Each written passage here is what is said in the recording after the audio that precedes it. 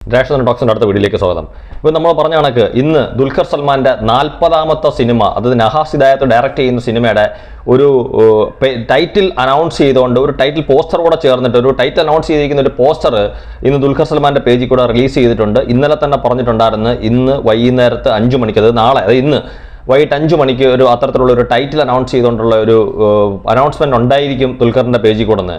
അപ്പോൾ അതുകൊണ്ട് അതിൻ്റെ ടൈറ്റിൽ അനൗൺസ് ചെയ്തിട്ടുണ്ട് ഐ ആം ഗെയിം എന്നാണ് ആ ടൈറ്റിലിൻ്റെ, ആ സിനിമയുടെ പേര് ഐ ആം ഗെയിം എന്നാണ്. അത് മാത്രമല്ല വളരെ,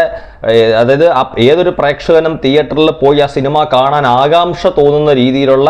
ഒരു ഫസ്റ്റ് ലുക്ക് പോസ്റ്റർ എന്ന് വേണമെങ്കിൽ നമുക്ക് ആ സിനിമയെ അതിനെ നമുക്ക് പറയാൻ പറ്റും. കാര്യം ഒരു കയ്യിൽ ഒരു പുള്ളിയെ കണക്കത്തെ, വലത് കയ്യിൽ ഒരു പുള്ളിയെ കണക്ക് തോന്നുന്ന ഒരു പാട്, അതുപോലെ ഒരു കയ്യിൽ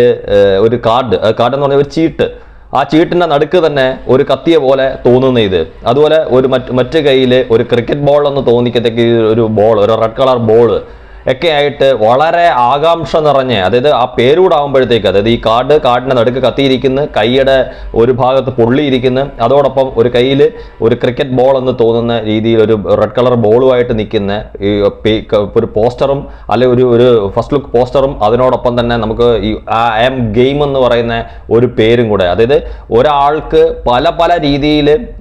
ആകാംക്ഷ തോന്നുന്ന രീതിയിൽ, അതായത് ഏത് രീതിയിലായിരിക്കും ശരിക്കും പറഞ്ഞാൽ ഏതായിരിക്കും ദുൽഖറിന്റെ കഥാപാത്രം, ഏതായിരിക്കും ഈ സിനിമയുടെ ഒരു കഥയെന്ന് തോന്നിക്കത്തക്ക രീതിയിൽ, അതായത് ഒരു ഗെയിം എന്നുള്ള രീതിയിൽ എടുക്കുമ്പോഴത്തേക്കും അത്